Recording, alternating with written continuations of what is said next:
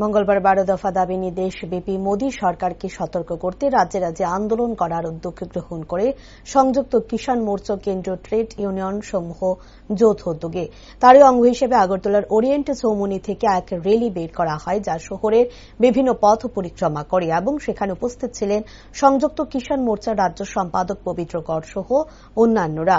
র্যালিতে উপস্থিত হয়ে সংযুক্ত কিষাণ মোর্চার রাজ্য সম্পাদক পবিত্র কর বলেন, শ্রমিকরা ধর্মঘট ডেকেছিল শ্রমকোড বাতিলের দাবিতে। ঠিক একই দিনে কৃষকরা দিল্লি চলো অভিযান ডাক দিয়েছিল এবং গ্রামীণ ভারত বন্ধের ডাক দেওয়া হয়েছিল।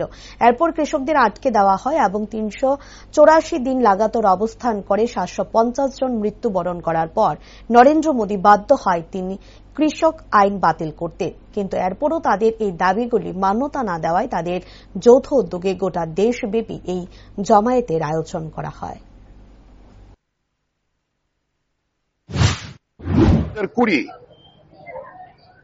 শ্রমিকরা ধর্মঘট ডেকেছিল শিল্পে 4 শ্রমকোড বাতিলের দাবিতে। ঠিক একই দিনে কৃষকরাও সেখানে দিল্লি চলো অভিযান ডাক দিয়েছিল, গ্রামীণ ভারত বন্ধের ডাক দিয়েছিল। এরপরে কৃষকদের আটকে দেওয়া হয় এবং 384 দিন লাগাতার অবস্থান করে 750 জন শহীদের মৃত্যুবরণ করে তারপর নরেন্দ্র মোদী বাধ্য হয় 3 কৃষি আইন বাতিল করতে। কিন্তু এরপরেও আমাদের এই দাবিগুলি রয়েছে।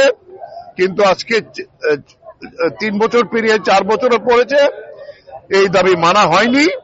তাই এইবার আবার সমস্ত কেন্দ্রীয় ট্রেড ইউনিয়ন এবং সংযুক্ত কিষাণ মোর্চা সিদ্ধান্ত নিয়েছে, এই জমায়েত আমাদের সারা দেশের 500 জেলায় হবে, ত্রিপুরায় সমস্ত সাব ডিভিশনে এবং আগরতলায় কেন্দ্রীয়ভাবে হচ্ছে। এই জমায়েত থেকে আমরা সাবধান করতে চাই, এটা চেতাবলী সমাবেশ ডাক দিয়েছে যে আগামী 3 মাসের মধ্যে যদি এই দাবি না মানা হয়, গোটা দেশ আবার শ্রমিক কৃষকের লড়াইয়ে উত্তাল হবে। মোদী এটা টের পাবেন, এই জন্য আজকে আমাদের জমায়েত।